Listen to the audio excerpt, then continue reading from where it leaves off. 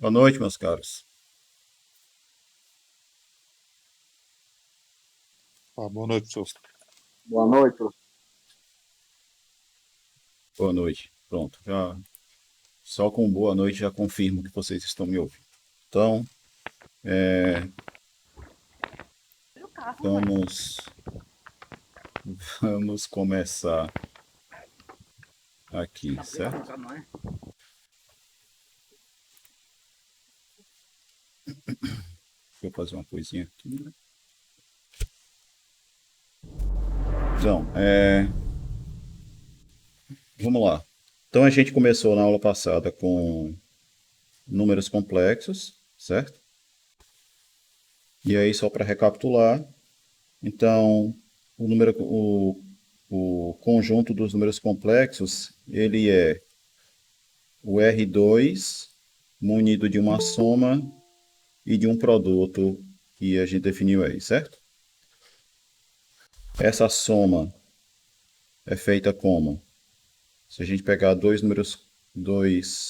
elementos de C e fazer a soma, a gente vai somar coordenada a coordenada, né?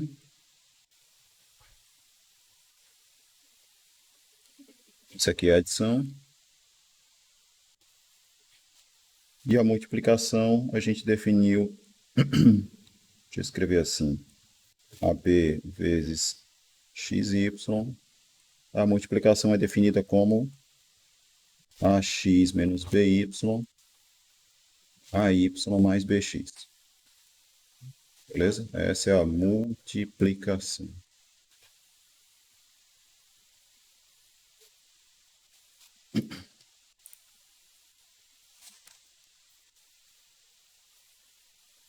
Tranquilo? Então, o conjunto dos números complexos é R2 com essa adição e essa multiplicação aí. Beleza? O que a gente viu mais com relação a números complexos? A gente viu as propriedades dessas duas operações, que é a associatividade, a comutatividade, a existência de elemento neutro em relação a cada uma dessas operações, né? Existência de elemento neutro e existência de elemento oposto no caso da adição e inverso no caso da multiplicação, certo? No caso da adição, o elemento neutro quem que é? Quem é o elemento neutro na adição? Recapitulando aqui coisas da aula passada, certo? O elemento neutro é o 00. Um, E um quem é zero. o oposto? E quem que é o oposto?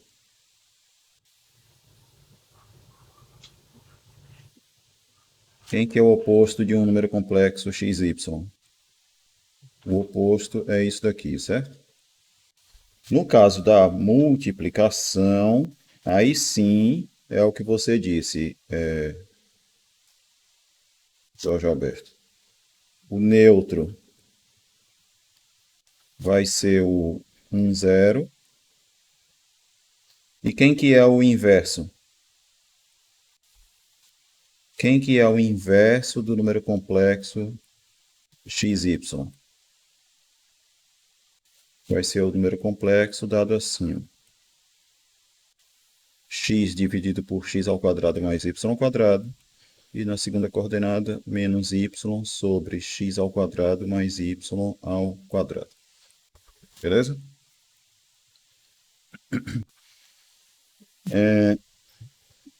Em relação ainda a números complexos, nós começamos a ver também o que é o conjugado, né? O que é o conjugado de um número complexo? Dado o número complexo x e y, o conjugado dele é o quê? É o número complexo em que eu pego essa segunda coordenada aqui e mudo o sinal. Beleza? E isso é o conjugado. Propriedades do conjugado. Eu estou recapitulando essas coisas aqui porque algumas dessas coisas eu comentei bem no finalzinho da aula de segunda-feira, quando a gente já tinha estourado o horário da aula, certo? Assim, em relação ao conjugado, a gente definiu também ainda a norma, né? Norma ou módulo de um número complexo. O que que é o módulo de um número complexo? Vai ser isso aqui.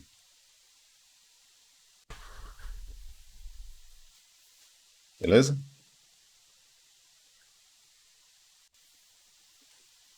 Bom, propriedades.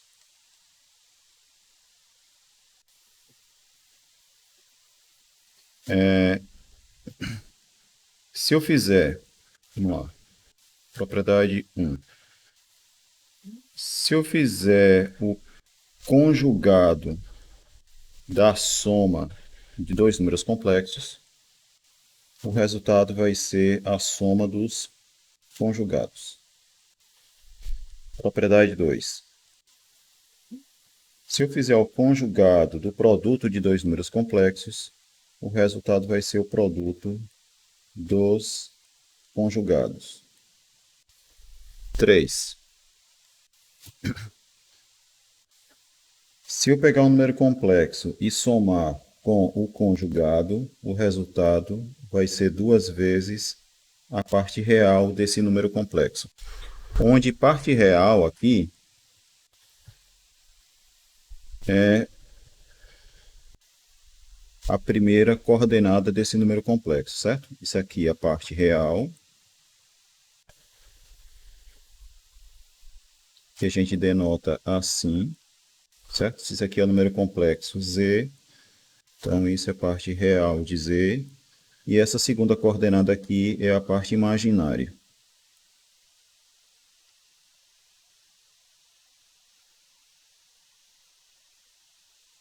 Que a gente denota assim, certo? Então,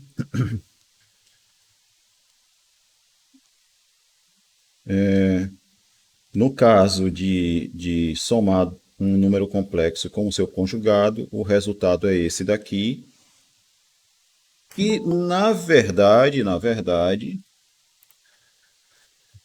ser bem preciso, para ser chato, na verdade, é isso daqui, certo?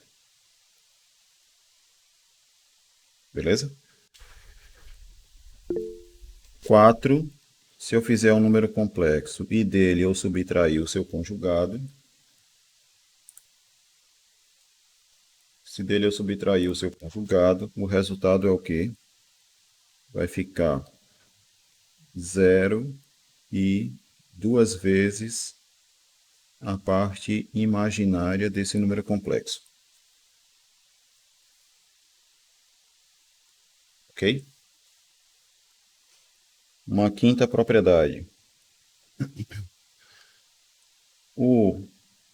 Se um número complexo é não nulo, né? Formalmente aqui significa dizer x e y diferente do 0, 0. Então, o inverso desse número complexo, ele pode ser obtido assim. Você pegar 1 sobre a norma desse número complexo, multiplicar pelo conjugado, certo? Ok? Eu vou escrever assim. É o conjugado de z dividido pela norma ao quadrado, né? Na verdade. Propriedade 6. Se eu quiser fazer a divisão entre dois números complexos, por definição, a divisão ela é feita assim, o que vai resultar em Z1 vezes Z2 barra dividido pela norma de Z2 ao quadrado. Beleza? E eu vou adicionar mais uma propriedade aqui que eu não tinha adicionado, eu não tinha colocado na aula passada, que é a seguinte: se um número complexo z é igual ao seu conjugado, então a parte imaginária desse número complexo é igual a zero, certo? Ou seja, deixa eu escrever isso assim, ou seja, se x é igual, ou se xy é igual a xy barra, então esse nosso número complexo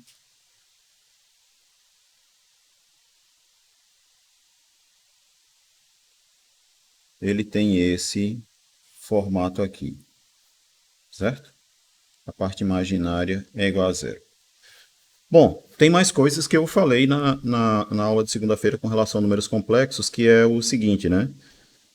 A relação entre os números reais e os números complexos, né? Que essa inclusão aqui, ela é falsa, mas aí o que a gente faz? A gente estabelece uma bijeção dos números reais com o conjunto dos pares ordenados da forma x0, certo? Isso aqui é uma bijeção. Não é que a gente definir a função, né? Que pega um número real e vai associar um número complexo, onde essa função é definida desse jeito aqui, certo? Que é uma função injetiva, que preserva a soma, que preserva o produto, beleza? E que, sendo injetiva, ela é uma bijeção sobre a imagem. Então, se a gente pegar a imagem dessa função, ela está em bijeção com o conjunto dos números reais, a imagem é a subconjunto dos números complexos, e aí a gente vai olhar a imagem dessa função como se fosse o conjunto dos números reais contido nos complexos, certo? E, inclusive, neste caso aqui, a gente está representando números complexos que têm esse formato simplesmente por x, certo? Então a gente está definindo isso daqui quando x é um número real. Beleza? Então, quando eu escrever 2 pertencente a C, na verdade eu estou pensando nesse cara aqui, certo? O 20 é que é o número real, entre aspas, que está no conjunto dos complexos. Beleza? Isso aqui, como eu disse na aula passada, inclusive, isso daqui é uma espécie de abuso de notação, mas que tem a finalidade de simplificar as coisas aqui, certo? Quando eu estiver me referindo a um número real, como se fosse um elemento no conjunto dos complexos, então eu vou usar essa igualdade aqui, certo?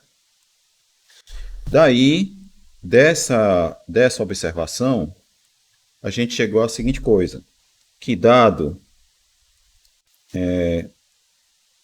um número complexo qualquer, a gente sempre vai poder escrever ele da seguinte forma, né? Dado z igual a xy, a gente pode escrever esse número complexo como sendo x mais i vezes y, ou mais y vezes i, onde o x aqui, né, vai ser o par x0, y é o par y0, e i é o que a gente chama de unidade imaginária,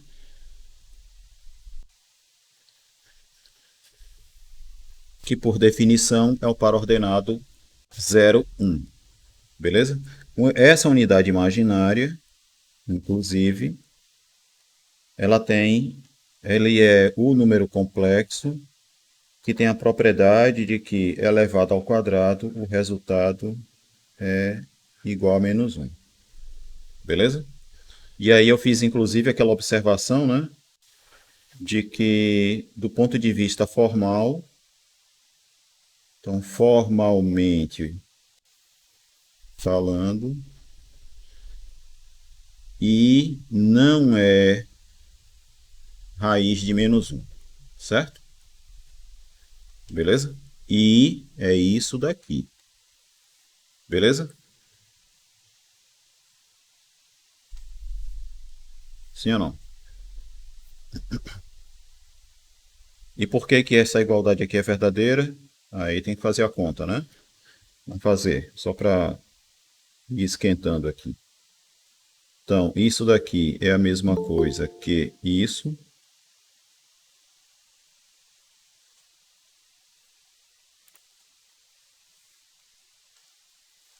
E vamos fazer a conta aqui. Então, isso daqui vai nos dar x0 mais. Aí como é que faz a multiplicação? Na primeira coordenada, o que que a gente tem? Primeira com primeira Y vezes menos zero. segunda com segunda. Então vai ficar y vezes 0 mais 0, desculpe, menos 0 vezes 1. E na segunda coordenada a gente vai ter y vezes 1 mais 0 vezes 0.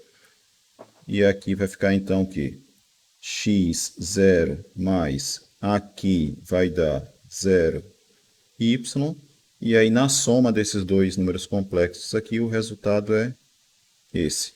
Beleza? Então esse cara é igual a isso daqui. Então essa é uma forma de a gente representar um número complexo dado pelo par xy. Certo? Essa forma aqui, esta forma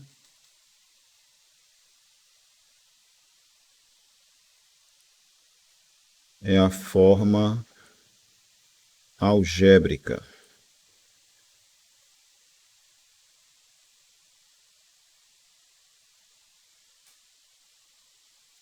Beleza? A forma algébrica do número complexo Z.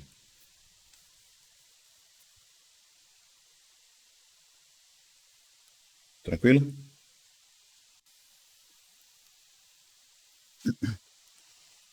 Bom, então, números complexos, já que eles são pares ordenados, a gente pode representar esses caras geometricamente, certo? Representá-los no plano.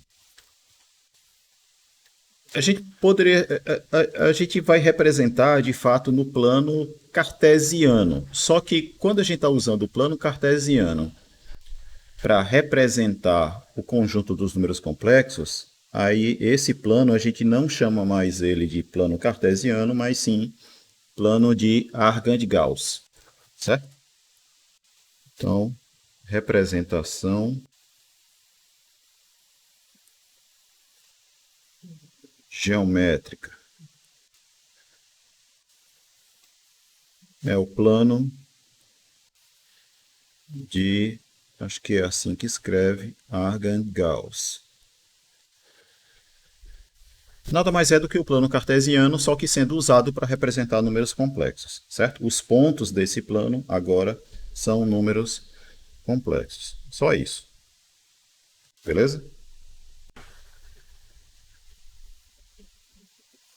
Então, no plano de Argand-Gauss, esse eixo aqui, que seria o eixo das abscissas, a gente vai chamar de eixo real.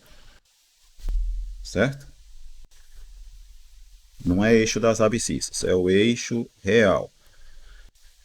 E esse outro eixo, que não vai ser mais o eixo das ordenadas, como é no plano cartesiano, a gente vai chamar esse plano de, ou esse outro eixo de eixo imaginário. Certo? É o eixo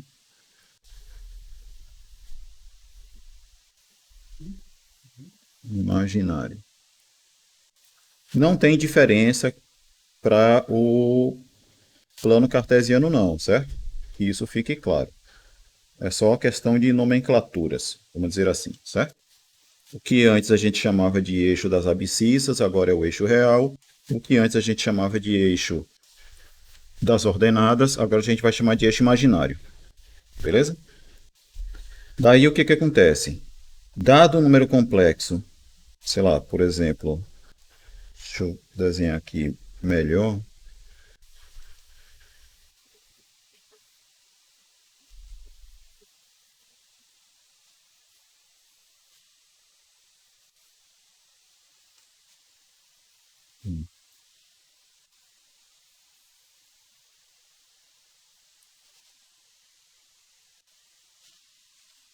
Dado um número complexo, por exemplo, sei lá, o par ordenado 3 e. Deixa eu ver, 1, 2, 3, 4, 5. O par ordenado 3, 5.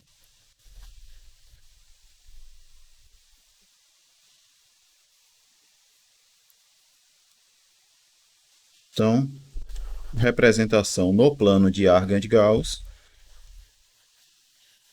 para o número complexo 3, 5 nada mais é do que esse ponto aqui, certo? Do mesmo jeito que a gente fazia já no plano cartesiano, sem nenhuma mudança, beleza? Só que esse mesmo número complexo a gente também pode representar, ou a gente escreve ele assim, ou a gente pode escrever ele assim, beleza? O mais comum é a gente ficar usando a notação assim, beleza? Usar a forma algébrica do número complexo para ficar claro. Qual é a ideia de você usar a forma algébrica nesse momento aqui? É para que já fique claro para quem olha que eu estou enxergando esse plano aqui como sendo o plano de Argand-Gauss ou também o plano complexo, e pontos desse plano são números complexos, certo? Quando eu escrevo desse jeito aqui, fica mais evidente que eu estou me referindo a números complexos. Se eu escrever apenas isso daqui, eu não sei se eu estou tratando isso como um simples elemento de R2 e pronto, ou se eu estou tratando disso como se fosse um número complexo, certo? Lembre-se que a diferença entre o plano, o R2 e o conjunto dos números complexos está em relação às operações, certo? Principalmente em relação à multiplicação. No conjunto dos números complexos, só reforçar isso, o conjunto dos números complexos, ele é o conjunto dos pares ordenados, onde nesse conjunto eu tenho a soma de pares ordenados do mesmo jeito que vocês já viram em números ou em geometria analítica, certo? Mas nesse mesmo conjunto eu introduzi uma multiplicação também, certo? E a multiplicação é aquela multiplicação que foi definida, certo? Multiplicação é essa que tem como consequência a existência de um elemento cujo quadrado é igual a menos 1. Beleza? Então, quando eu estiver no plano de Argand-Gauss, no plano complexo, eu vou até escrever isso daqui, ou plano complexo,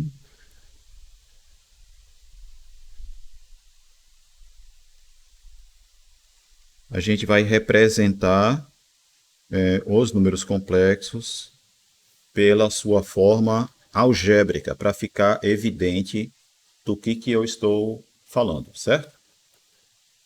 Aí só para efeito de comparação, se você estivesse andando na rua e encontrasse um pedaço de papel no chão, aí tivesse escrito assim, ó,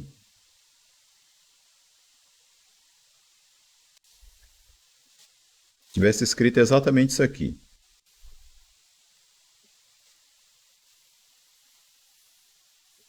certo? Olhando para isso daqui, e você estivesse pensando assim, será que essa pessoa estava estudando quando escreveu isso daqui, né?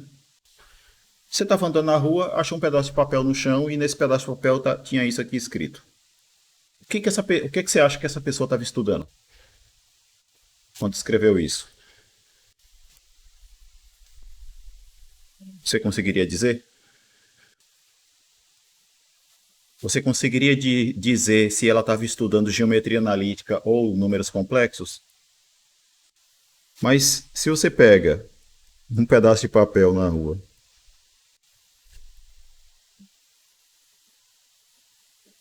e aí você vê escrito isso aqui,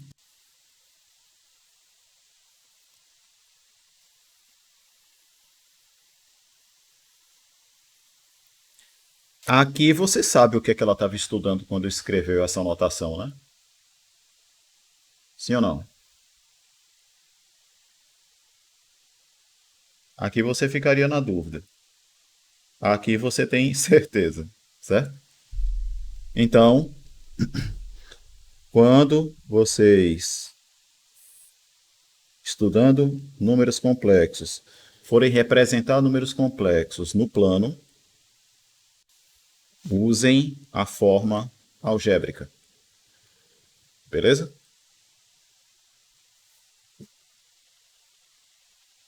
Tranquilo? Sim ou não? Sim. Obrigado pela resposta. Bom, agora é claro que existem outras formas de a gente representar um número complexo, porque a ideia vai ser a seguinte, ó. Vamos representar geometricamente aqui um número complexo e ver o seguinte.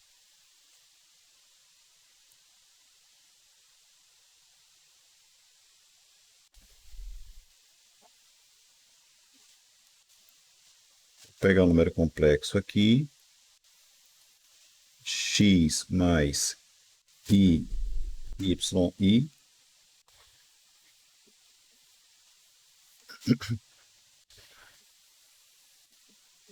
Daí o que acontece? Ó?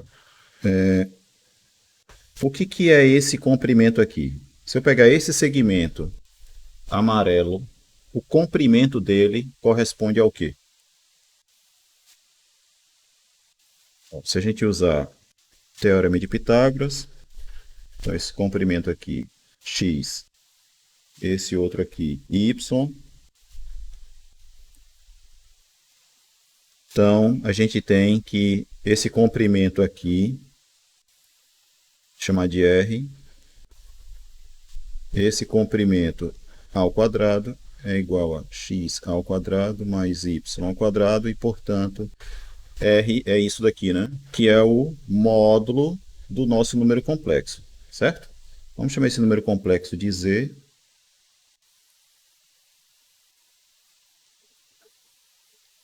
Isso é o módulo de z, beleza?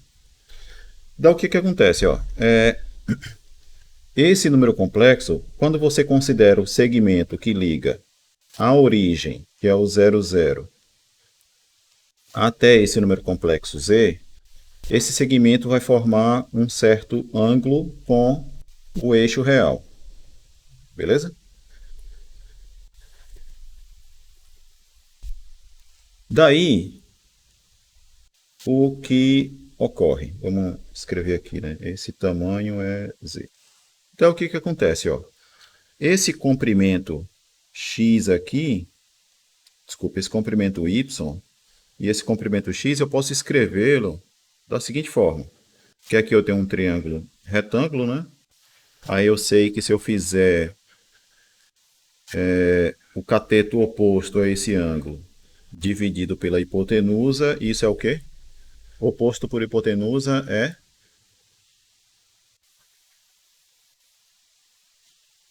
o que é? Seno. O seno daquele ângulo, né? E se eu fizer o cateto adjacente dividido pela hipotenusa, isso vai ser o cosseno. Certo? Daí, ó, eu posso escrever x aqui como sendo o módulo desse nosso número complexo vezes o cosseno do ângulo e o y eu posso escrever como sendo o módulo desse número complexo vezes o seno, certo? Então, ó, esse mesmo número complexo z, que é da forma x mais y, eu posso escrevê-lo assim: módulo de z vezes cosseno de θ mais módulo de z vezes seno de θ vezes i. O módulo de z eu posso colocar em evidência e escrever isso aqui, ó.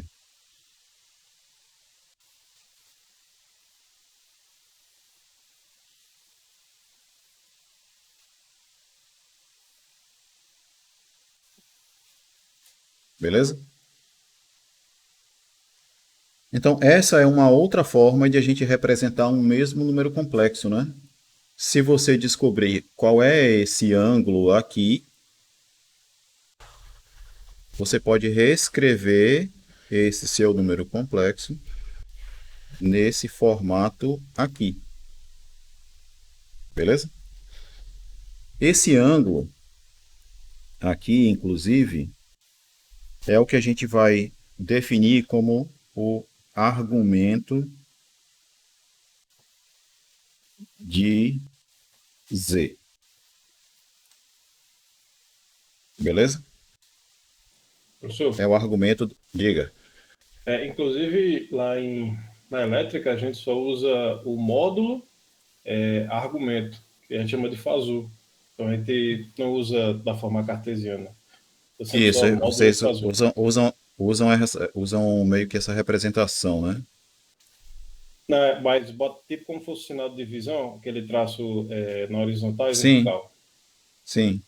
Aham. Mas é assim, É, utilização é só forma assim. de representar assim, o número complexo representado por esses dois caras aqui, certo? Porque isso daqui, de fato, determina um único número complexo. Um certo número real positivo e um ângulo entre 0 e 2π. Se você pegar um θ entre 0 e 2π e um número real maior ou igual a zero, isso daqui vai determinar um único número complexo. Certo? Porque qual é a ideia? Beleza, se você tem um ângulo, então você faz isso aqui. Ó. Foi dado o ângulo. Então você vai girar aqui até obter aquele ângulo. Certo? Está aqui esse ângulo. Dado agora um número positivo, o maior ou igual a zero, vamos pegar positivo.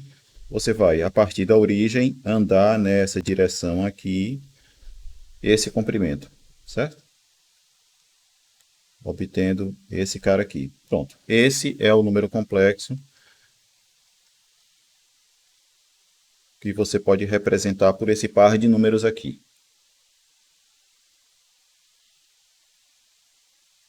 É claro que existem outras formas de você denotar isso, como essa que você falou, certo? Professor, eu Ok? sei que Mas é também só não é uma. certo.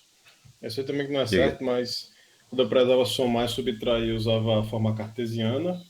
E aí, quando eu precisava multiplicar, dividia, transformava para essa forma fasorial, porque fica muito mais simples, porque você basta multiplicar ou dividir os módulos e somar ou subtrair os ângulos.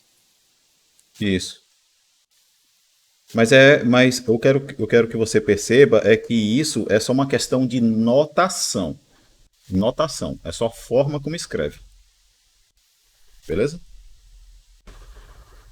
Inclusive, ó, se a gente usar uma notação como essa daqui, ó, se você quiser pegar dois números complexos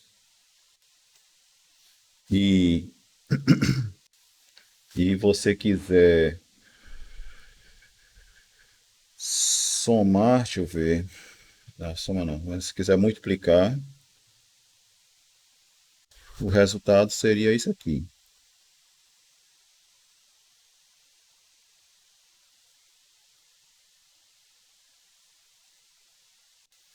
Não é? que é o que você faz, só que usando essa outra anotação aí. Não, mas Não é é a isso, mesma Aninha? coisa, professor. Mas eu não consigo somar, né, nessa forma. Eu tenho que passar É, para o cartesiano. somar, isso. O somar já é outra história. Mas vamos lá. Mas vamos lá. Então, eu só quero que entendam que um mesmo número complexo z, ele pode ser representado desse jeito aqui, desde que você conheça este ângulo, que é o ângulo que esse segmento aqui forma com o eixo real.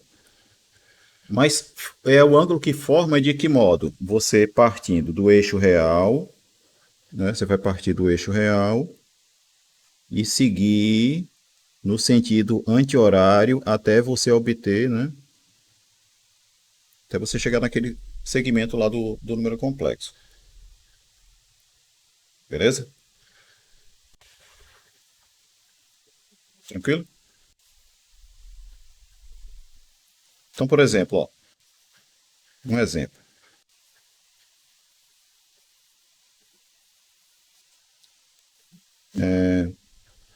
Escrever o número complexo z,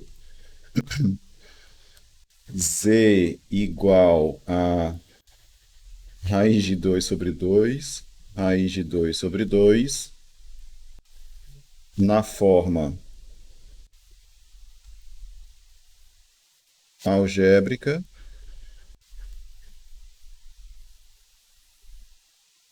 e na forma que eu vou estabelecer agora qual é o nome para isso daqui, que é o que a gente vai chamar de forma trigonométrica, né?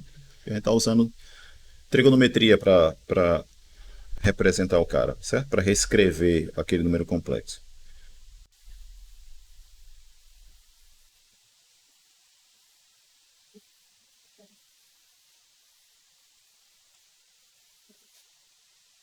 Então vamos lá. Então, esse número complexo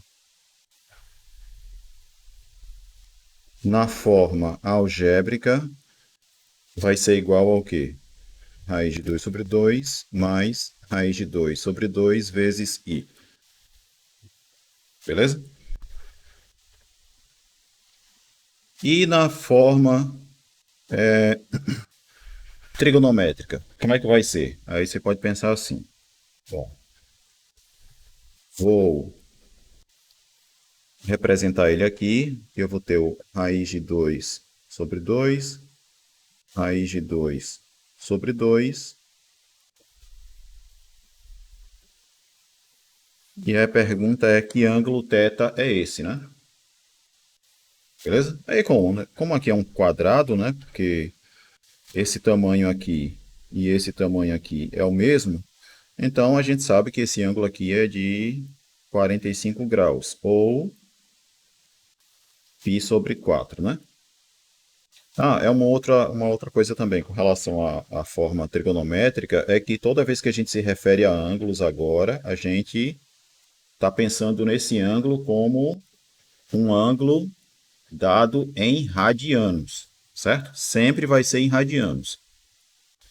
Você até pode, por simplicidade, né, de compreender qual é o ângulo, você usar a notação em graus para se referir a ele, certo? Mas na hora de dizer θ é igual a o quê? Aí você use ele, o valor desse θ, use em radianos, certo?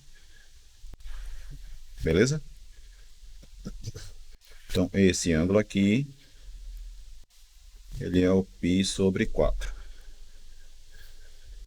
Daí o que acontece? Esse nosso número complexo, eu vou representá-lo assim. O módulo dele vezes o cosseno do θ mais seno de θ vezes i. E aí, vamos lá. O ângulo a gente já tem. Então vai ser cosseno de π sobre 4 mais seno de π sobre 4 vezes i Resta agora indicar qual é a norma, né? Qual é a norma desse número complexo? Fica raiz quadrada de raiz de 2 sobre 2 ao quadrado, mais raiz de 2 sobre 2 ao quadrado. Isso vai nos dar raiz quadrada de 2 quartos mais 2 quartos. 2 quartos mais 2 quartos vai dar 4 quartos, que é igual a 1. Raiz de 1 é 1. Beleza? Então, a norma desse nosso número complexo vale 1. Então, esse número complexo aqui pode ser representado assim na forma algébrica ou simplesmente, ou ainda, né? Simplesmente não, né? Porque essa forma de representar, ela parece ser mais complicada do que essa, né? Mas a gente pode representar também desse modo aqui. Beleza? Então aqui é forma algébrica.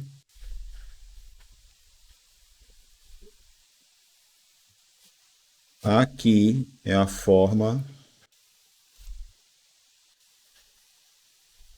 trigonométrica.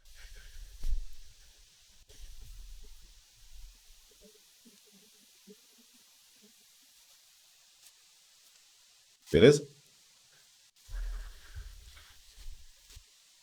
Bom, a representação na forma trigonométrica vai ter algumas vantagens com relação à forma de a gente representar algebricamente, certo?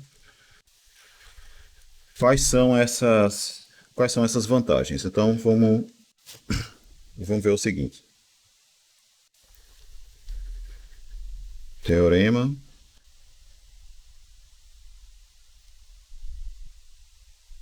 que a principal forma é essa daqui. Se eu pegar um número complexo Z1 na forma trigonométrica,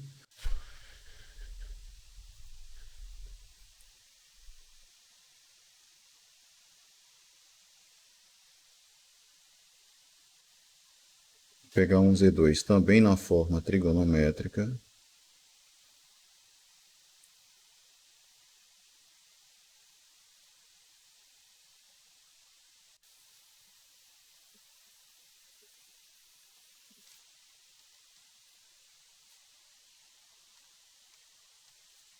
então, dados esses dois números complexos aí, nós temos o seguinte.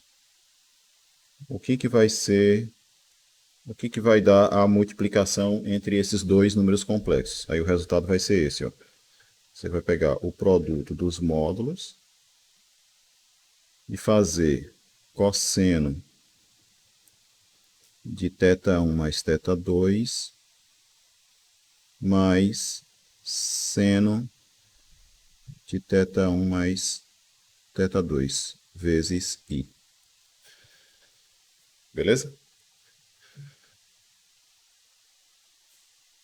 A gente vai chegar nisso aqui. E por que que a gente chega nisso aí? Aí vamos lá.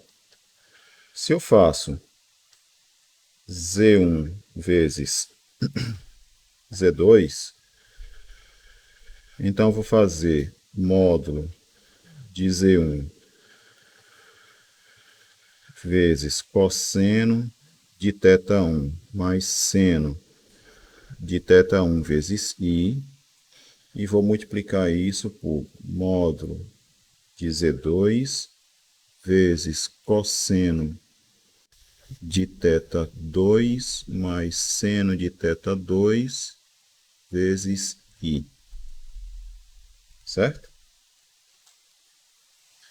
Daí, quando eu faço a multiplicação entre esse cara e esse daqui, repare que de cara eu junto esses dois aqui, né? Então, vou ter aqui o módulo de Z1 vezes o módulo de Z2. E aí eu vou ter que fazer agora o produto entre cosseno de θ1 mais seno de θ1 vezes I. Vou multiplicar por cosseno de θ2 mais seno de θ2 i. Certo? Quando eu fizer a distributividade aqui, ó, então eu vou fazer esse cara com esse e com esse. Certo? Vamos fazer essa... Se você fizer essa conta, você vai obter como resultado isso aqui. Deixa eu colocar logo o resultado direto, que é o seguinte.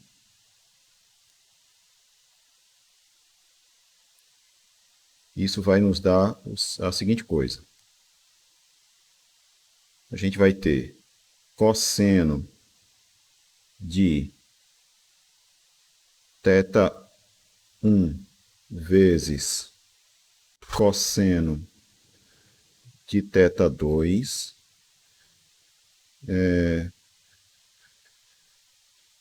menos seno de θ1 vezes seno de θ2, beleza? Eu vou ter isso daqui, que é quando você fizer, né, esse cara com esse e esse cara com esse daqui, né? Esse menos aqui apareceu de onde?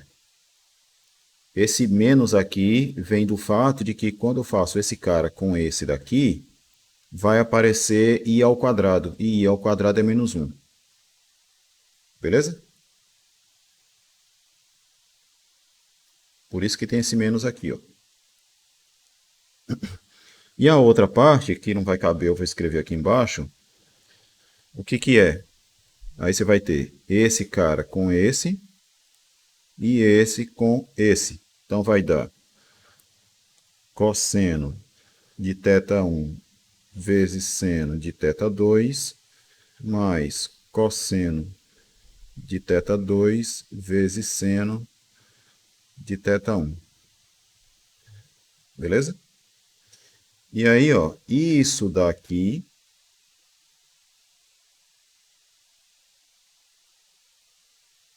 o que que é? O que que é isso? Isso é justamente o cosseno do θ1 mais θ2. E isso aqui é justamente seno de θ1 mais θ2. E isso aqui, esqueci aqui, né? Isso está multiplicado por i. Isso vezes i. Beleza?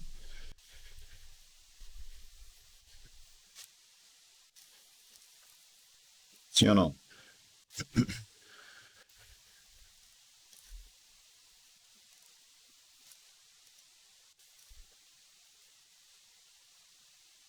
Sim ou não?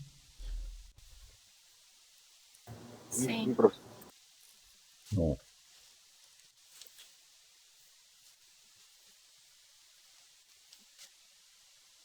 Então, vê que coisa curiosa, né? A gente viu então, se eu pegar Z1 vezes Z2, isso é a mesma coisa que o módulo do Z1 vezes o módulo do Z2 vezes o cosseno da soma dos argumentos mais seno da soma desses argumentos vezes i.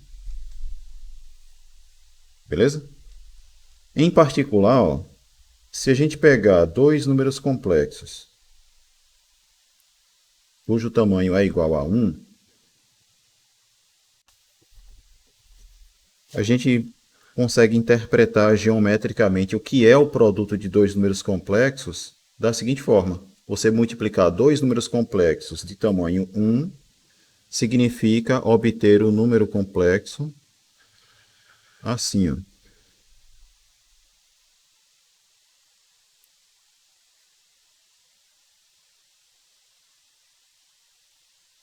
Beleza? Onde aqui no caso, né, se o módulo de Z1 e módulo de Z2 é igual a 1, são iguais a 1, então o Z1 ele é igual a cosseno de θ1 mais seno de θ1 vezes i, e o Z2 também, né? Z2 vai ser o quê? O Z2 ele é cosseno de θ2 mais seno de θ2 vezes I. E daí, ó, vamos representar geometricamente, né?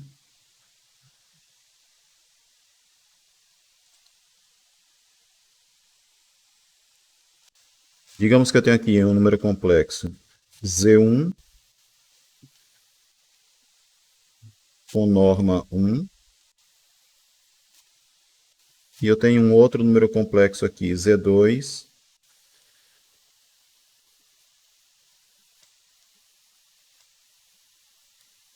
que também tem norma 1, certo?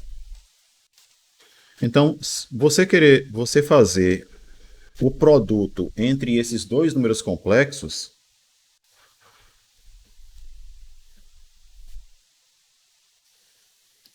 equivale a você simplesmente pegar esses dois ângulos aqui, somar, certo? O que nos daria algo como, se eu tentar pegar esse carinha aqui e a ele somar θ2, eu devo obter algo por aqui assim, né? Será que essa abertura aqui está parecida com essa? Esse aqui foi igual a θ1, então beleza, vamos lá. Então basta você somar os dois ângulos. E esse carinha aqui, ele é justamente o Z1 vezes Z2. Certo? E o tamanho dele também é igual a 1. Beleza? Então, você multiplicar dois números complexos de tamanho 1, simplesmente você vai somar os argumentos, certo? E ver qual é o número complexo cujo argumento é igual à soma dos argumentos dos dois números dados. É isso aqui. Beleza? No caso dos números complexos não terem tamanho 1, o que isso aqui está nos dizendo? Que, pelo menos em relação ao argumento, acontece a mesma coisa ainda, né? Você vai somar os argumentos, só que o número complexo resultante do produto vai ser um número complexo cujo argumento é a soma dos argumentos dos dois números complexos dados, mas o tamanho dele vai ser o produto dos tamanhos dos dois números complexos que foram dados. Beleza?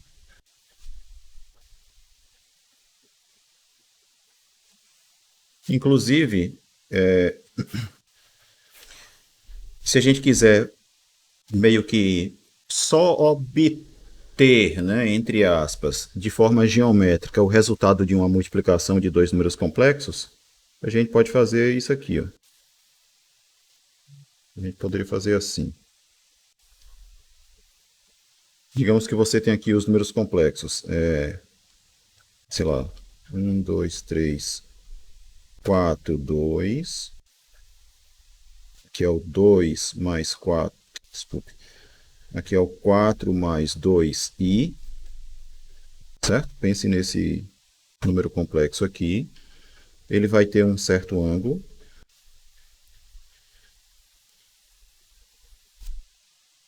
E vamos pegar um outro número complexo aqui que, sei lá, vamos pegar o número complexo esse aqui, certo? Que é o 0 mais 1, 2, 3, vou pegar 5. 0 mais 5 vezes i. Beleza? O que vai dar multiplicar esse cara por esse aqui?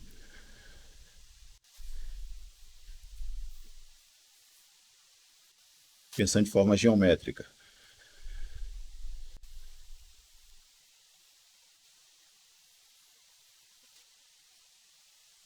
Se você fosse representar aqui no plano, onde é que está o produto? Se bem que o produto aqui, o produto vai dar meio grande, né? Porque o tamanho desse cara aqui deu meio grande. Mas enfim, como é que poderia representar?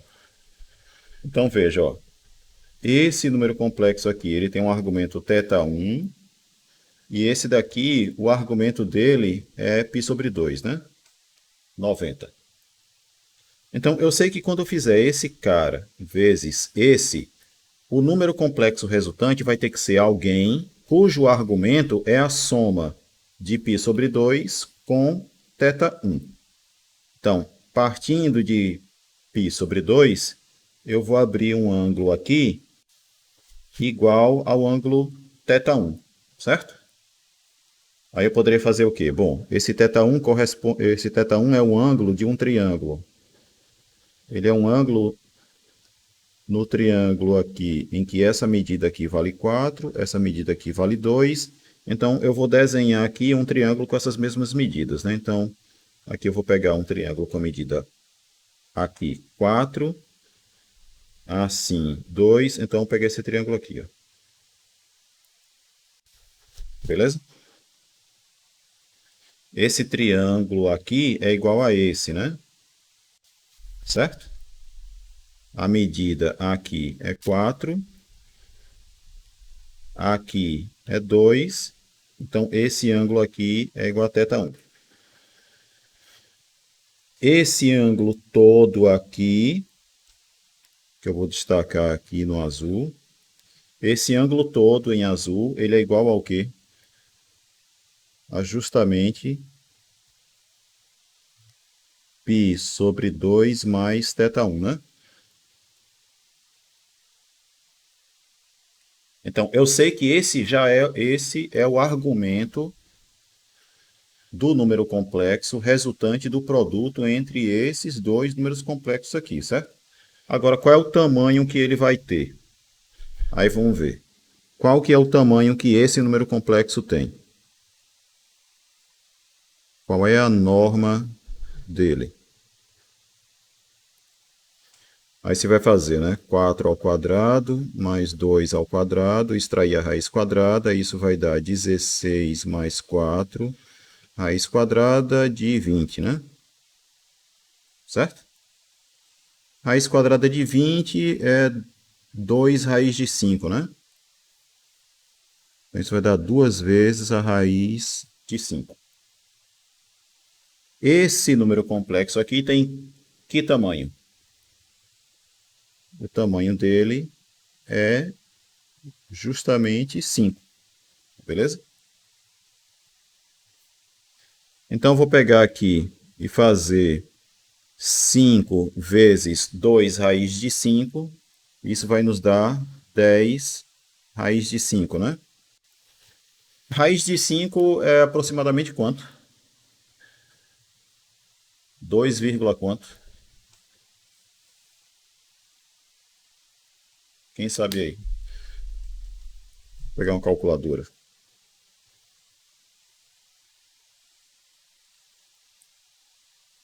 Então, raiz de 5, 2,23, certo? Então, 2,23 vezes 10, 22,36.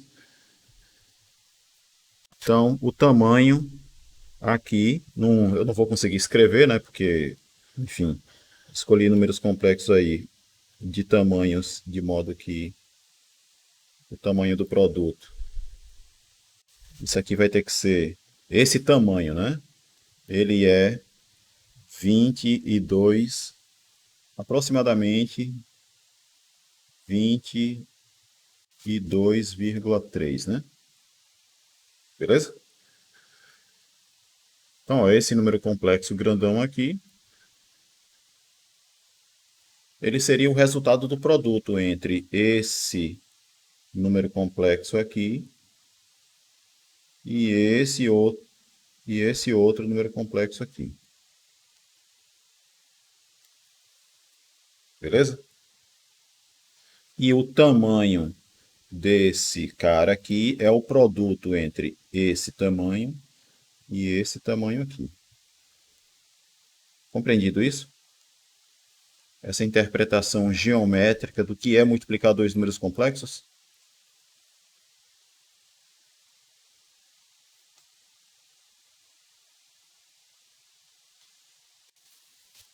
Vamos interpretar geometricamente outros fatos aqui sobre números complexos, que é o seguinte. Interpretação geométrica do conjugado. Dado um número complexo z igual a x mais yi, o que é o conjugado? O conjugado vai ser x menos yi, né? Onde é que vai estar o x menos yi? Então a gente vai pegar essa coordenada aqui e trocar o sinal, ou seja, eu vou pegar o cara para cá, ó. Certo? Deixa eu marcar melhor esse número complexo aqui. Vai ficar melhor de fazer o desenho.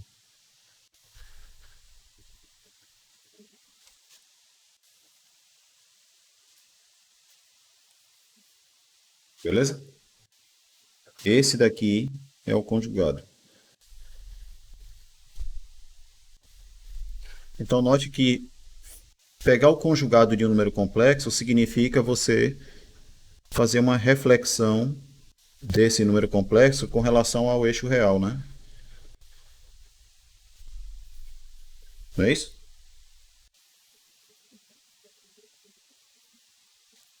Sim ou não?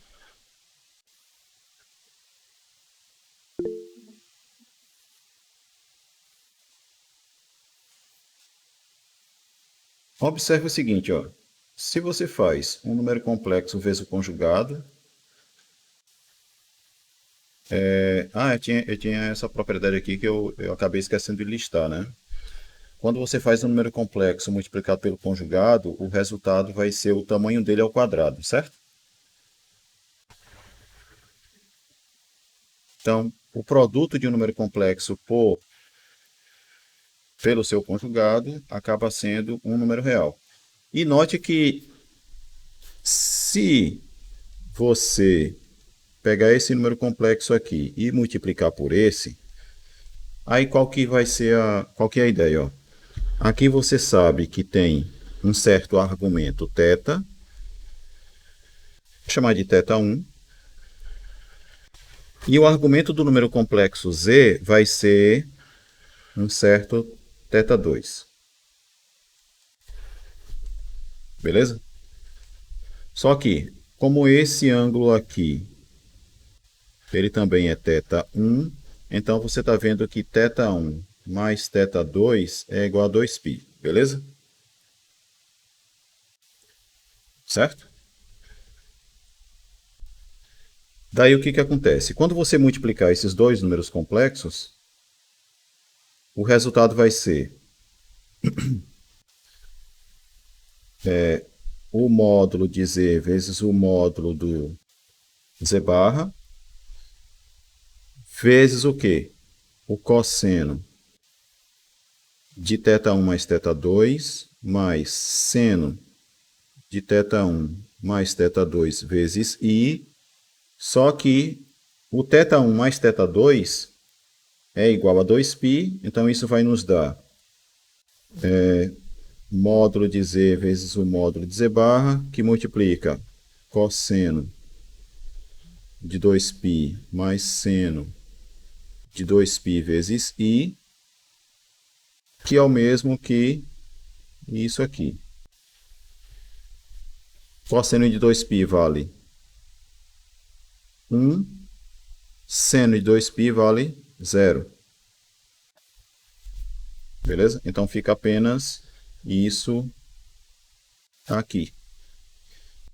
Que é o mesmo que o seguinte, aí eu estou percebendo aqui que tem mais uma propriedade para conjugado que eu não tinha citado ainda, que é o módulo do conjugado é igual ao módulo do próprio z. Isso porque, se você calcula, né, o módulo do conjugado vai ser igual ao módulo de x menos y, né? que vai ser igual a raiz quadrada de x ao quadrado mais o quadrado do menos y. Só que quadrado de menos y é igual a y ao quadrado. E isso daqui, por definição, é o módulo do xy, né? Então, o módulo de um número complexo e do seu conjugado é o mesmo. Beleza?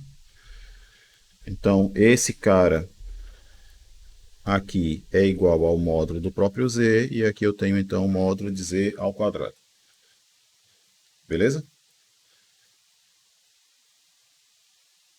Tranquilo? E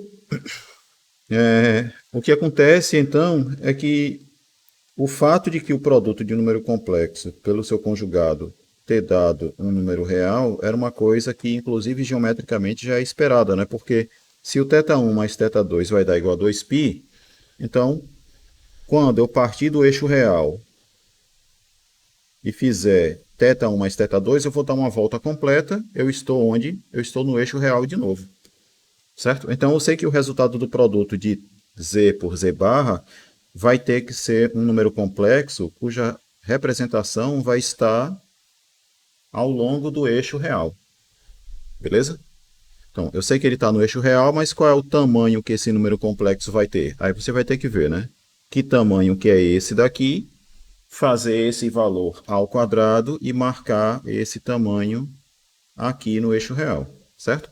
Digamos que esse tamanho aqui seja igual sei lá, aliás, a gente tem aqui, né? Nesse desenho que eu fiz, esse comprimento aqui é igual ao quê? A 1, 2, 3, 4. E aqui é 1, 2, 3. Então, aqui mede 4, aqui mede 3. Então, esse comprimento aqui, eu juro que não foi de propósito, mas esse comprimento aqui vai dar 5, né? Que é um triângulo pitagórico canônico aí, né? Catetos 3, 4 e hipotenusa 5. Beleza? Então, esse tamanho aqui é igual a 5. Então, o tamanho do número complexo resultante do produto dele pelo seu conjugado vai ser um número complexo de tamanho 25. Beleza? Então, ele vai estar por aqui assim. Claro, vai estar mais longe, né? Só que eu não tenho mais espaço para desenhar aqui. Beleza? Outra coisa que a gente pode interpretar geometricamente com relação ao produto de números complexos, que é o seguinte. O que vocês acham que vai dar pegar um número complexo z e multiplicar pela unidade imaginária? O que é z vezes i? Vou pegar assim, z como sendo x mais yi e fazer z vezes i. Quando eu faço z vezes i, o resultado vai ser x mais yi vezes i. Isso aqui vai dar x vezes i mais y vezes i ao quadrado, certo? Y ao quadrado é igual a menos 1, então o resultado vai ser esse aqui, ó, menos y mais x vezes i. Beleza? Certo? Então, ó, se eu pegar aqui um número complexo z, deixa eu armar o plano aqui logo.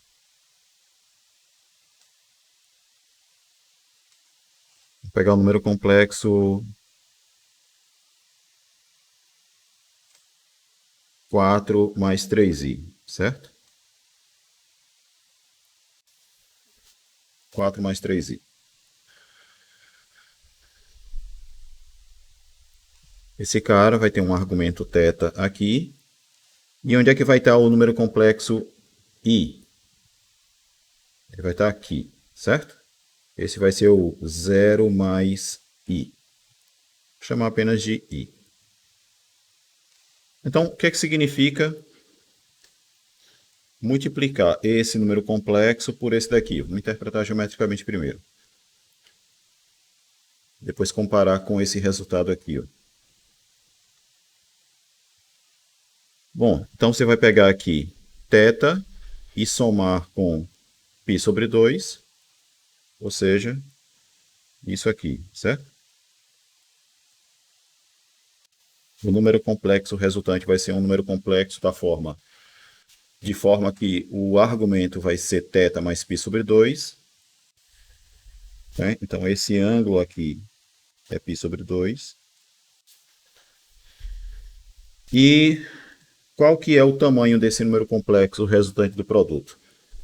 Então, veja, esse cara aqui, ele tem tamanho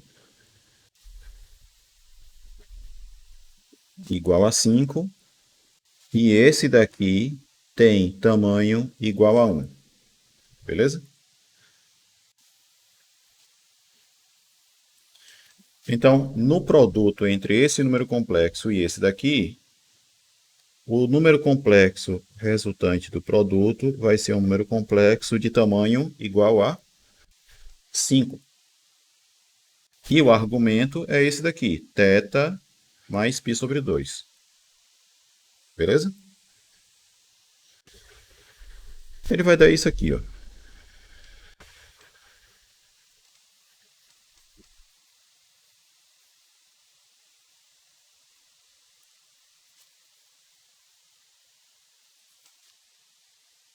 Filho? Que notem que qual é a forma algébrica desse número complexo aqui, ó? Ele vai ter o x sendo menos 3, né? No eixo real é menos 3, e no eixo imaginário ele vale 4, né? Esse aqui é o número complexo, menos 3 mais 4i, né?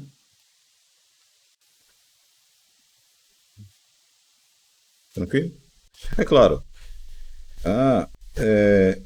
Eu podia ter feito isso aqui? Claro que podia, ó.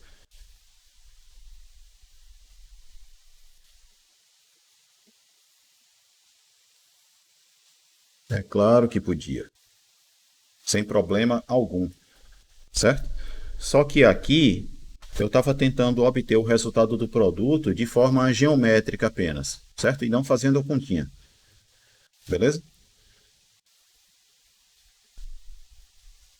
Para que a gente chegue à seguinte conclusão, ó, de que você pegar um número complexo, z qualquer, multiplicar ele por i, geometricamente significa o quê?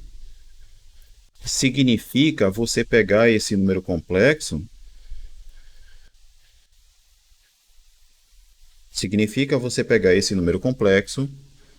e girar ele no sentido anti-horário 90 graus. Beleza? Simplesmente isso.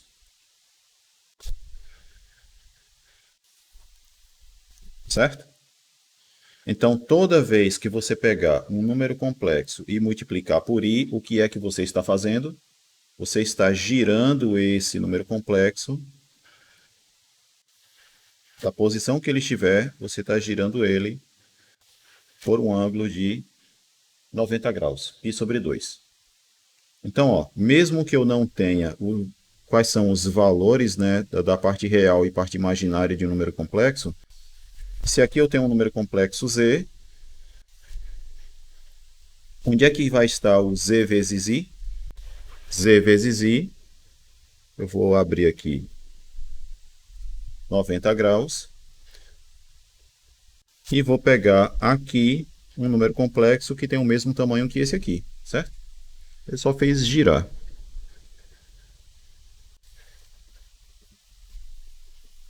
Beleza? Por um ângulo de 90 graus.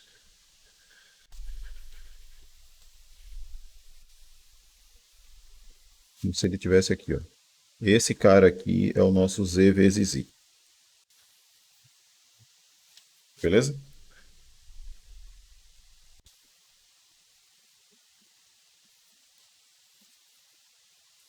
Eu sei que eu passei muito tempo assim falando a respeito dessas coisinhas, mas é porque eu quero que entre na cabeça de vocês a seguinte coisa, né? Na multiplicação, a multiplicação de números complexos, você consegue interpretar geometricamente o que é que acontece quando você multiplica dois números complexos.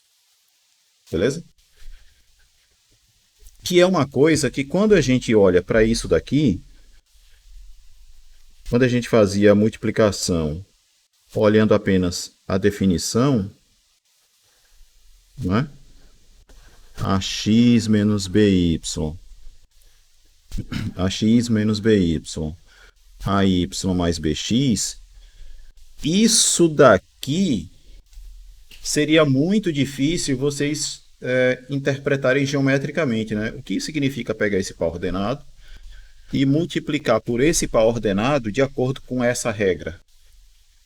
O que é esse par ordenado aqui? Que relação esse cara tem com esses pares ordenados aqui? Que relação existe?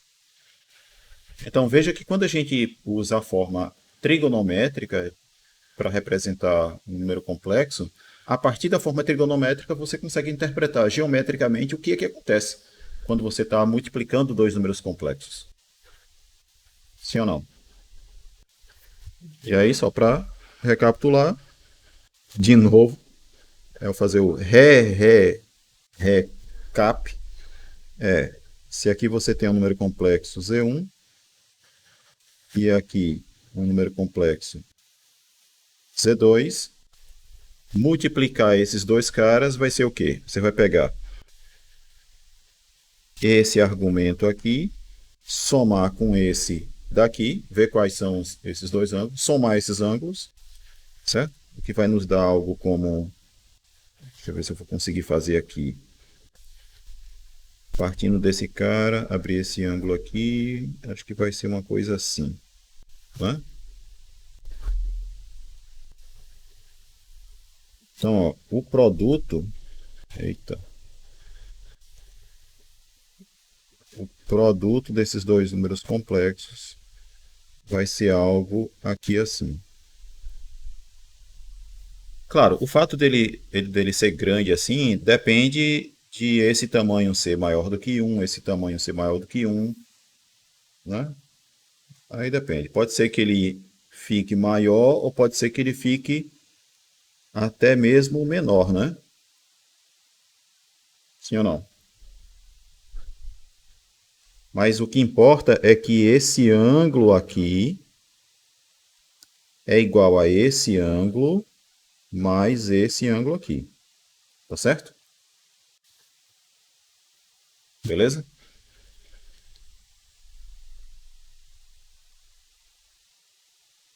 Sim ou não?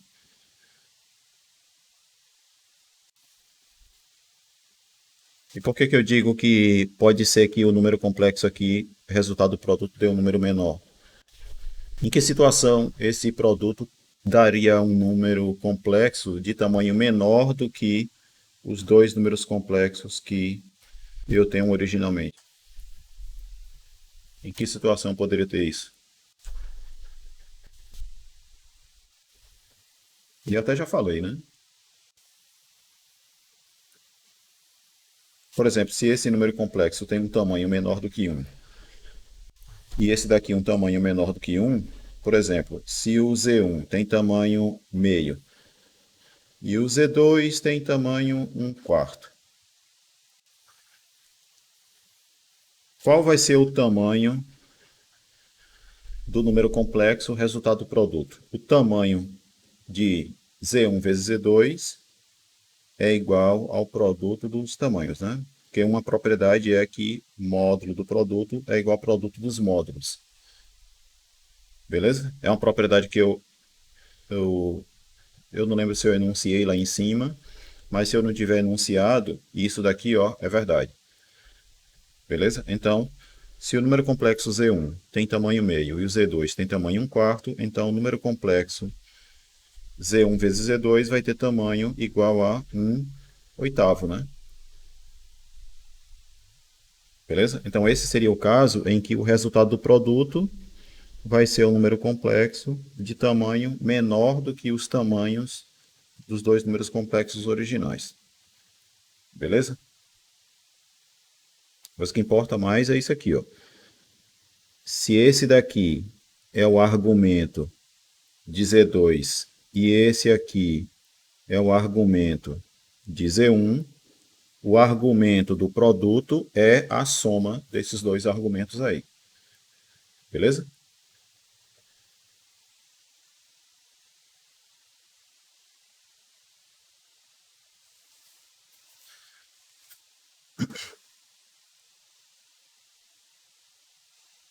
Bom, tem uma outra forma de a gente representar número complexo, que a gente usa uma coisa bem sofisticada, que vocês vão aprender só no curso de cálculo 1, né? Pode até ser que não veja, na verdade, né? Depende muito de como é que vai ser o curso de cálculo 1, mas pode ser que vocês vejam o seguinte resultado, que é esse aqui, ó. Você pegar a função exponencial, ela pode ser calculada, exponencial de x, pode ser calculada usando apenas as 4 operações. Somar, multiplicar, dividir,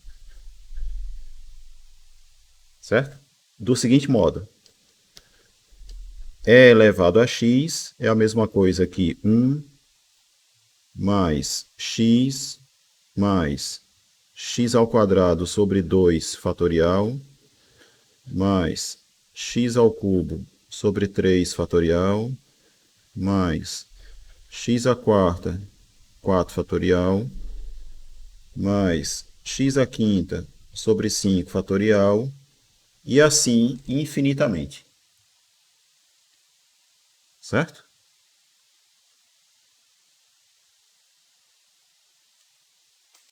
Se você for capaz de calcular a soma dessas infinitas parcelas, você vai ter exatamente o valor de e elevado a x. Então, por exemplo, se você quer calcular um valor para o próprio e, então e é igual a e elevado a 1. Então, e elevado a 1 vai ser igual a 1 mais 1 ao quadrado sobre 2 fatorial, mais 1 ao cubo sobre 3 fatorial, mais etc. Ou seja, é 2 mais 2 fatorial, 1 sobre 3 fatorial, mais 1 sobre 4 fatorial, e assim sucessivamente e infinitamente. Beleza? Certo? E aí, claro, se você somar só, por exemplo, até o 1 sobre 4 fatorial, aí você vai obtendo valores aproximados para esse número, certo? Quanto mais você soma, mais próximo do valor exato de E você vai estar. Assim como aqui, ó. Quanto mais parcelas você somar, mais próximo do valor exato de E elevado a x você vai estar. Beleza? Notem que isso daqui é uma espécie de um polinômio, né? Certo? Pelo menos se eu for até aqui, só até grau n, isso aqui é um polinômio de grau n, né? Esse polinômio é chamado de polinômio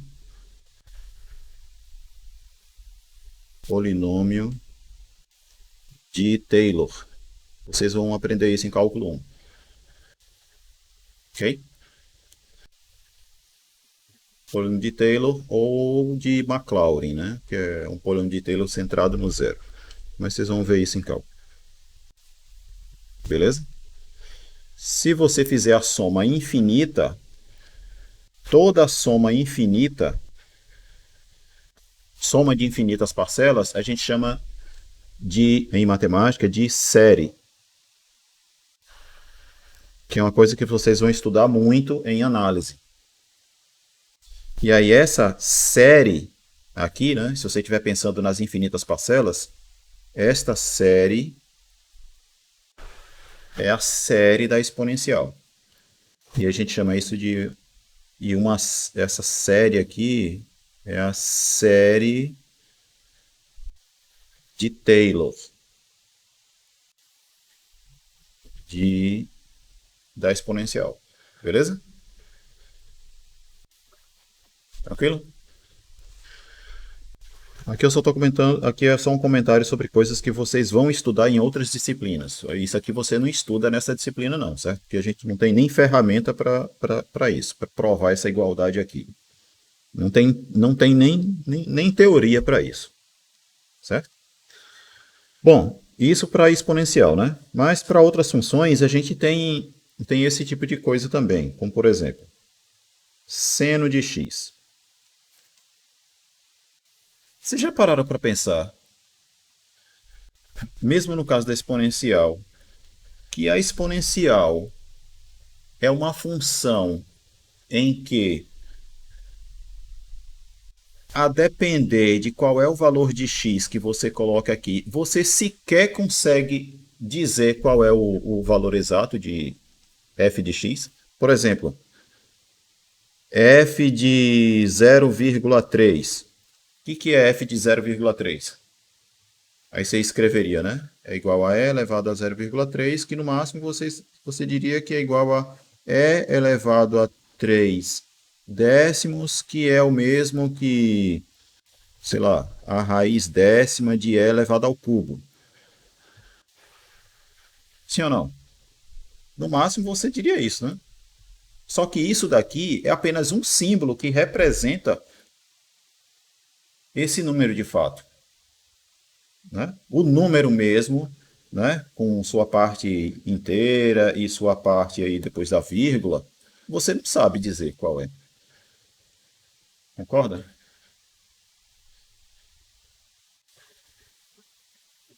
Função estranha, né? E não só ela, né? O seno, por exemplo, é outra função que se alguém chegar e dizer assim, calcula aí para mim, seno de 0,1, você faz o quê? Senta e chora, né? Porque não tem um procedimento de cálculo para você dizer assim, ah, isso aqui vai ser, sei lá, 0, tananã. Inclusive, ó, se a gente joga isso numa calculadora, se eu fizer aqui seno de 0,1, como é que danado de conta, eita, não está mostrando aqui direito, né? Que danado de conta é que, deixa eu ajeitar aqui só para vocês verem, né? Que danado de conta é que o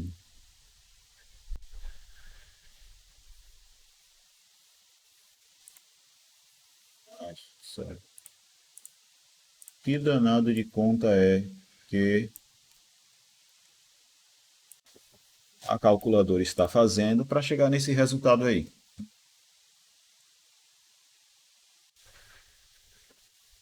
Né? Já pararam para pensar nesse tipo de coisa?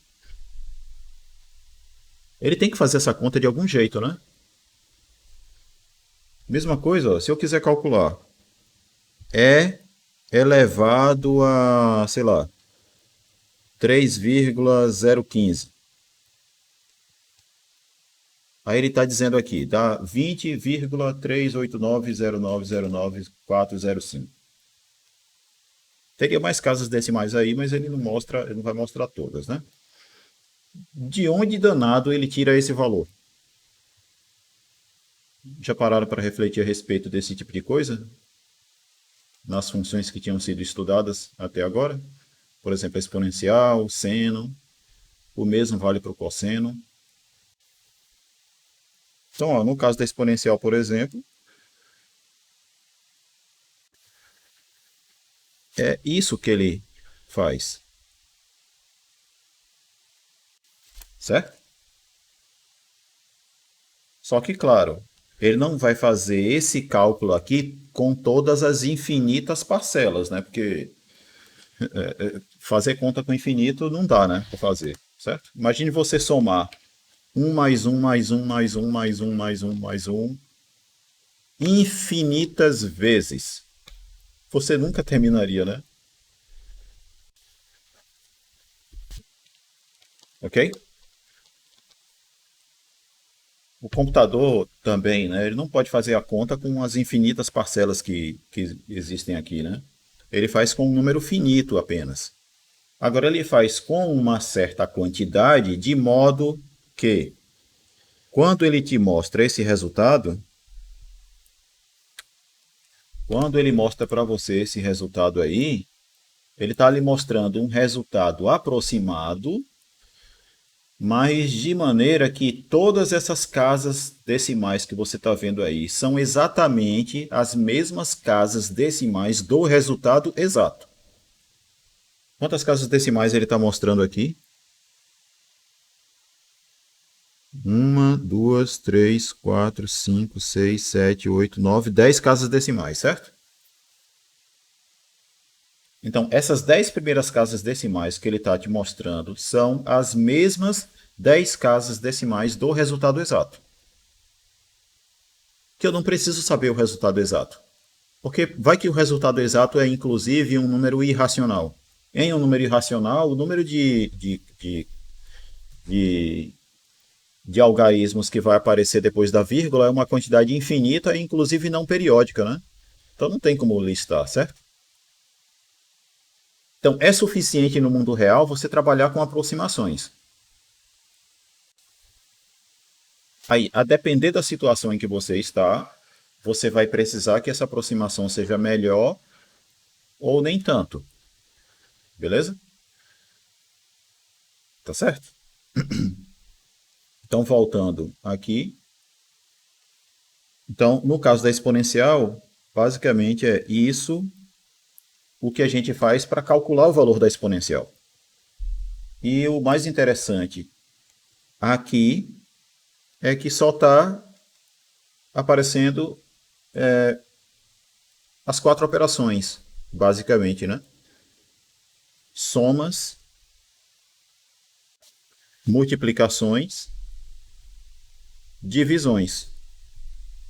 Você pode achar que não aparece a subtração, mas se, por exemplo, se você faz x igual a menos 1, aí começa a aparecer, né? Porque vai aparecer menos aqui, vai aparecer menos aqui. Então, resumindo, você só fazendo as 4 operações, você calcula esse tipo de coisa aqui. E acreditem, essencialmente um computador, ele só sabe fazer as 4 operações. Ele só sabe somar, só sabe multiplicar, dividir e subtrair, certo? Que ainda dá para resumir tudo isso a simplesmente só somar, certo? E aí as outras 3 operações são feitas com base na soma. Beleza? Bom, no caso do seno, o seno é assim. O seno fica x menos x ao cubo sobre 3 fatorial mais x à quinta sobre 5 fatorial menos x à sétima sobre 7 fatorial mais x à nona sobre 9 fatorial e assim por diante. Entenderam já o padrão, né? Qual é?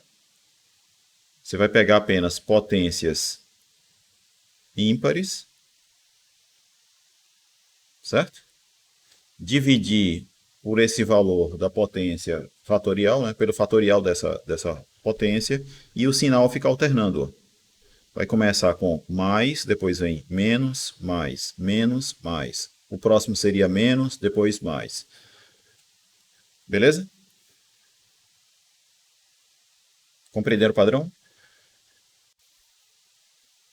No caso do cosseno, vocês estão tão calados, bicho. Vocês estão aí ainda.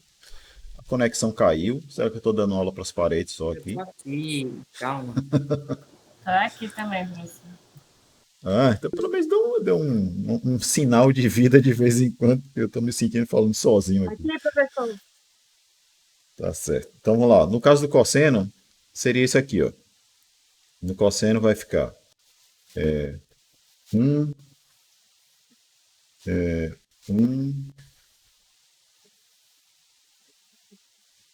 menos x ao quadrado sobre 2 fatorial mais x à quarta, 4 fatorial.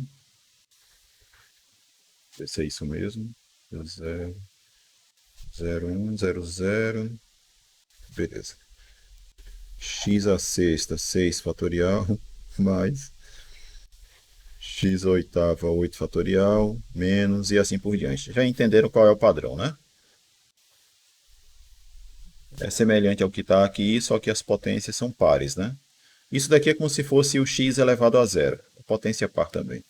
Beleza? Alguém pode estar se perguntando, tá, o que é que isso tem a ver com números complexos que a gente está estudando agora? Agora vamos botar os números complexos na jogada, certo? Vamos pensar o seguinte. Imagine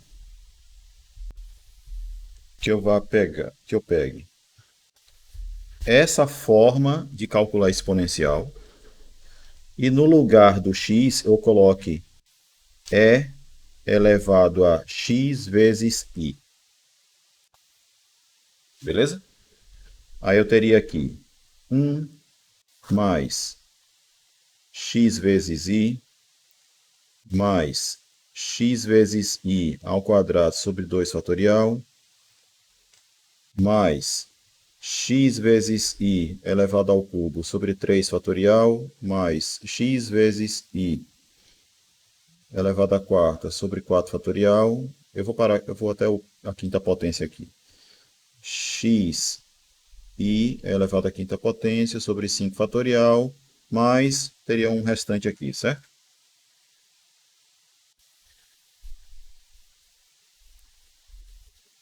Tranquilo? Aí vamos lá, fazer umas continhas aqui. Aqui eu vou ficar com 1 mais x vezes i. Aqui o que é que vai dar? Vai aparecer x ao quadrado vezes i ao quadrado é igual a menos 1. Certo? Então isso aqui vai dar menos x ao quadrado sobre 2 fatorial. Não é isso? Concordam? Isso daqui vai ser igual a isso. Esse sinal de menos veio de onde? Do i elevado ao quadrado. Beleza? Bom, aqui vai acontecer alguma coisa do tipo, ó. Aparecer aqui, mais x ao cubo vezes i ao cubo sobre 3 fatorial. E quanto vale i ao cubo? Aí deixa eu comentar uma coisa com relação a i aqui, ó. Aí eu vou falar isso geometricamente. Se esse cara aqui é igual a i, quando eu faço i ao quadrado, o resultado é menos 1. Geometricamente, significa o quê? Eu pegar i, deixa eu colocar esse i maior aqui. Lembram o que é multiplicar um número complexo por i? É girar esse número complexo 90 graus, né? Se eu pegar i e girar 90 graus, eu vou obter o quê? Menos 1. Sim ou não?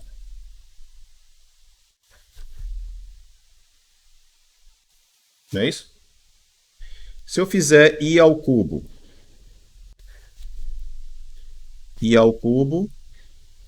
é você fazer i vezes i, que é o quê? Você pegar i, girar 90 graus uma vez, girar 90 graus duas vezes. O que é que você vai ter aqui? Menos i. Concorda? Se eu fizer i elevado à quarta vai ser i vezes i vezes i vezes i, que é, partindo de i, você vai girar 90, depois mais 90, depois mais 90. Você vai estar onde? Aqui. Que número complexo é esse? 1. Quando eu fizer i elevado à quinta potência, eu voltei para i, né? Então veja aqui qual é o padrão que o i apresenta, ó. E outra coisa, né? Eu poderia ter começado inclusive do número 1, né? Se eu fizer o número 1 vezes i, eu vou ter i, que é partindo do 1, gira 90 graus, eu obtenho i. I ao quadrado é pegar o I, girar 90 graus e obter o menos 1. I ao cubo significa partindo do menos 1, girar 90 graus e obter menos I, e assim por diante, certo? Então, note que o padrão do I é o quê? I elevado a 0, a gente vai definir como sendo 1. I elevado a 1 é igual a I. I ao quadrado é igual a menos 1. I ao cubo é igual a menos I. Certo? I à quarta volta a ser 1. I à quinta vai ser o quê? I. I à sexta menos 1. I à sétima menos I. I à oitava, o que é que vai ser?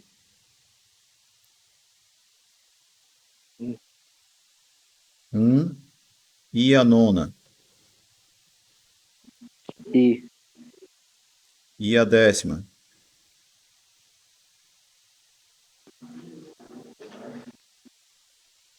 I elevado a 11.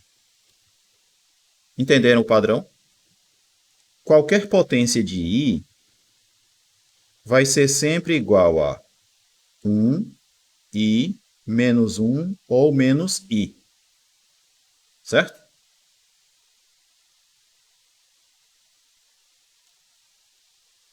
Beleza? E aí note o seguinte, ó. Tá. Professor, então você está me dizendo que se eu fizer, por exemplo, I elevado a, sei lá, 103, eu sei que vai ser 1, I, menos 1 ou menos I. Mas como é que eu sei qual dos quatro é? Aí o que é que você faz? Observe que a forma como ele se repete é, ele se repete a cada 4 contagens da potência aqui, né? Sim ou não? Veja que a cada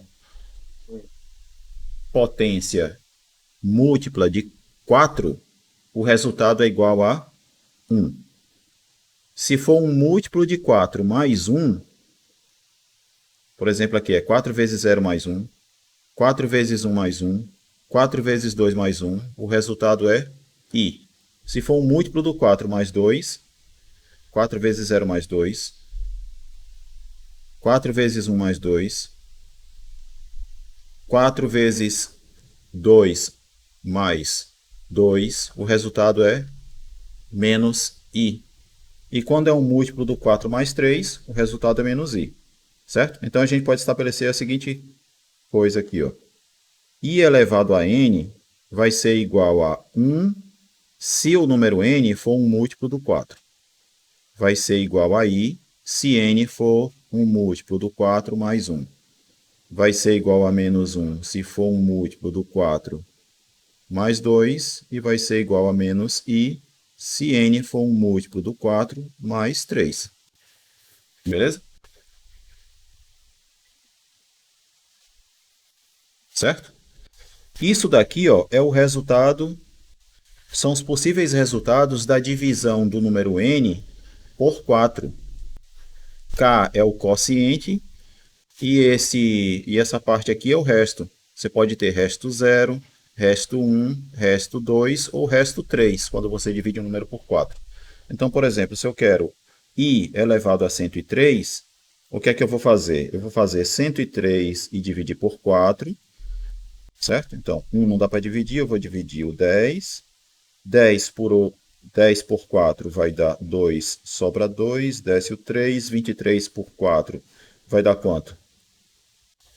Vai dar 5, certo? 5 vezes 4, 20, para 23, 3. Como esse número é menor do que esse, a divisão acabou. Então, 100 é igual a 4 vezes 25 mais 3, certo? Então, quando eu faço I elevado a 103, então, I elevado a 103 é igual a I elevado a 4 vezes 25 mais 3, que é igual a I elevado a 4 vezes 25 vezes I ao cubo. Isso daqui é o mesmo que i elevado à quarta elevado a 25 vezes i ao cubo. I elevado à quarta eu sei que vale quanto? Quanto é que vale? Menos 1, né? Desculpe, vale 1. 1 elevado a 25 vai dar 1. Então, isso aqui é igual a 1. E 1 ao cubo eu sei que é menos i, não é? Certo? Então, conclusão, menos i. Beleza? Que é o que tem que dar, né? Quando a gente dividiu 103 por 4, deu o resto 3. Então, eu sei que i elevado a 103 é igual a menos i. Então, entendido esse padrão, vamos voltar aqui para o que a gente estava fazendo. Então, logo, i ao cubo vai ser menos i. Aqui vai aparecer i elevado à quarta. I elevado à quarta vale 1. Então, vai ficar aqui mais x à quarta sobre 4 fatorial. Aqui vai aparecer i elevado à quinta potência. I elevado à quinta potência é igual a i. Então, vai aparecer aqui o quê? Mais x à quinta sobre 5 fatorial vezes i, não é? E teria mais coisas aqui. Aí vamos juntar essas coisas aqui, ó. Algumas delas têm i e outras não têm i. Vamos juntar o que não tem i e o que tem i. O que é que não tem i? Tenho 1, tenho 1 menos x quadrado sobre 2 fatorial, tenho mais x à quarta sobre 4 fatorial e teria mais coisas, certo? E o que é que tem sendo multiplicado por i? A gente vai ter x, a gente vai ter o x ao cubo sobre 3 fatorial, vai ter o mais x à quinta sobre 5 fatorial e teria mais coisas, certo? Agora, olha para essa expressão aqui. Isso daqui é o mesmo que o cosseno, né? Se você pensar que aqui vão aparecer todas as infinitas potências pares de x dividido pelo respectivo fatorial da potência, né? Com um sinal alternando, a soma infinita que apareceria aqui é o cosseno do x. Não é isso? Sim ou não?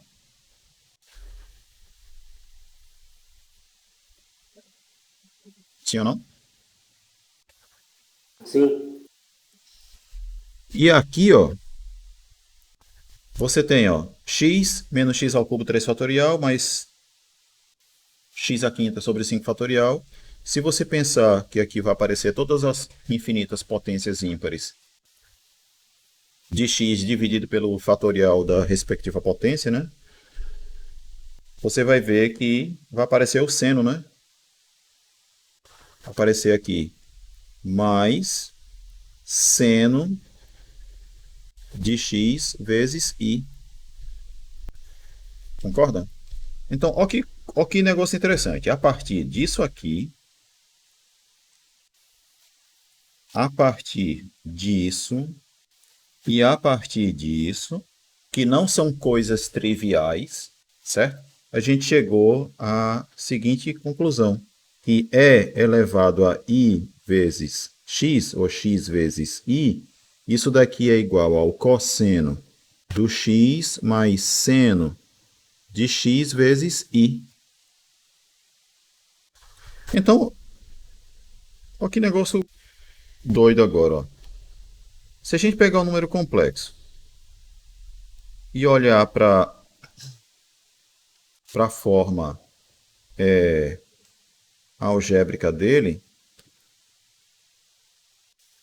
se eu fizer e elevado a z, isso daqui é o quê? Seria e elevado a x mais yi, que vai ser igual a e elevado a x, vezes e elevado a yi, só que essa parte aqui é igual a cosseno de y mais seno de y vezes i. Sim ou não?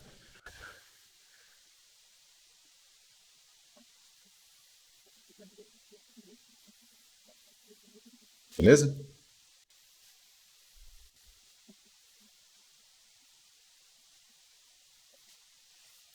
A gente consegue, então, ver a, a seguinte, a seguinte coisa. Deixa eu. Esse aqui, deixa eu tentar lembrar o que eu estava querendo dizer mesmo aqui. O seguinte que a gente queria.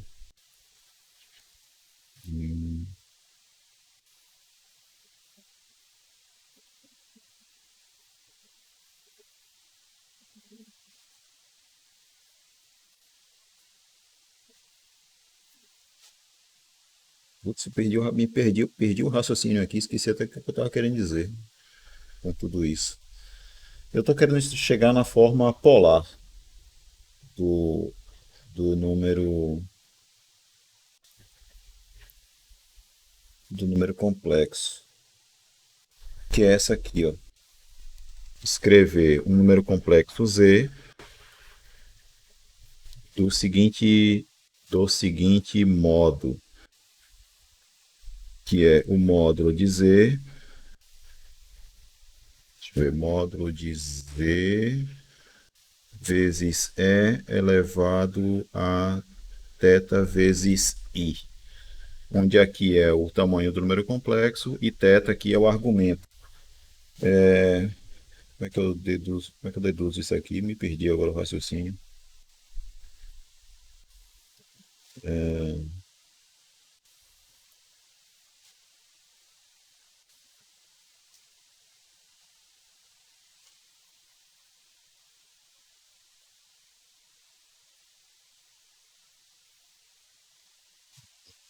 Perdi.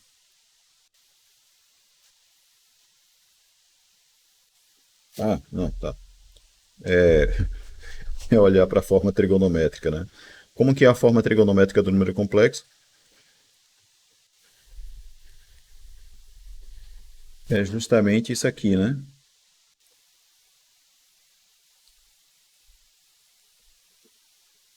Beleza?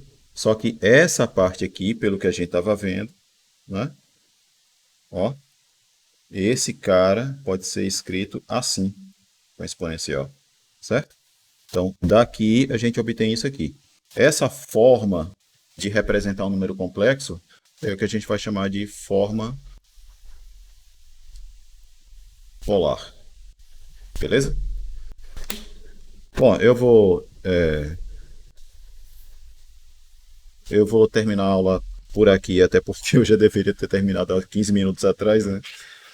Mas pelo menos já fica registrado em vídeo aí alguns comentários que eu queria ter feito, mas que eu acabei me prolongando muito, que diziam respeito, por exemplo, a essas informações aqui, ó, sobre a série de Taylor de exponencial, do seno, do cosseno e outras coisas que eu falei aí, certo? E que eu acabei demorando muito nisso, certo? Bom, enfim, então eu vou encerrar a aula por aqui. Na sexta-feira eu retomo algumas coisas que eu comentei aqui e a gente avança no conteúdo, certo? Mas a gente já tem aí, então, a forma